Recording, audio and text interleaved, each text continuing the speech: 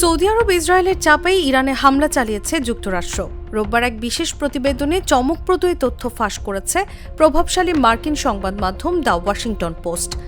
তারা জানিয়েছে, সৌদি আরব মুখে কূটনীতির কথা বললেও ইরানে হামলা করার জন্য গোপনে যুক্তরাষ্ট্রকে চাপ দিচ্ছিল। ইরানে হামলা ইস্যুতে সৌদি আরব ও ইসরায়েলের একই ধরনের অবস্থানের জন্য তাদের মধ্যপ্রাচ্যের অস্বাভাবিক মার্কিন মিত্র জুটি বলে উল্লেখ করেছে দ্য ওয়াশিংটন পোস্ট। 4টি সূত্রের বরাতে সংবাদ মাধ্যমটি জানিয়েছে, সৌদি ইসরায়েলের এই যৌথ প্রচেষ্টা ট্রাম্পকে ইরানের সর্বোচ্চ নেতা আয়াতুল্লাহ আলী খামেনিকে ক্ষমতা থেকে উৎখাতের জন্য অভিযান চালাতে উদ্বুদ্ধ করেছিল।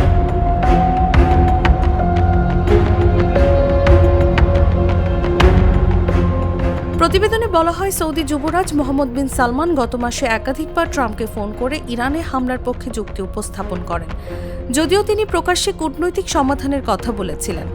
একই সময় ইসরায়েলের প্রধানমন্ত্রী বেঞ্জামিন নেতানিয়াহু যুক্তরাষ্ট্রকে ইরানের বিরুদ্ধে ব্যবস্থা নিতে চাপ দিয়েছিলেন।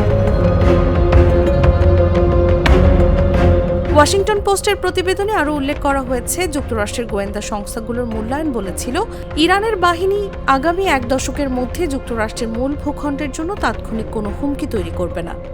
তবুও সৌদি আরব ইসরায়েলের যৌথ প্রচেষ্টায় প্রভাবিত হয়ে ট্রাম্প ব্যাপক হামলা চালানোর সিদ্ধান্ত নেন, যা শুরুতেই খামেনি ও অন্যান্য জ্যেষ্ঠ ইরানি কর্মকর্তাদের মৃত্যু হয়।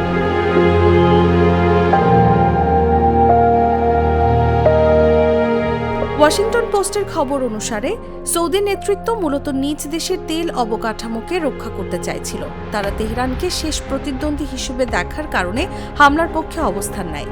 হামলার পরে ইরান সৌদি আরবে ক্ষেপণাস্ত্র ছুড়ে প্রতিশোধ নেয়। এর প্রতিক্রিয়ায় রিয়াদ আন্তর্জাতিক সম্প্রদায়কে ইরানের বিরুদ্ধে সব ধরনের প্রয়োজনীয় ও দৃঢ় পদক্ষেপ নেওয়ার আহ্বান জানায়।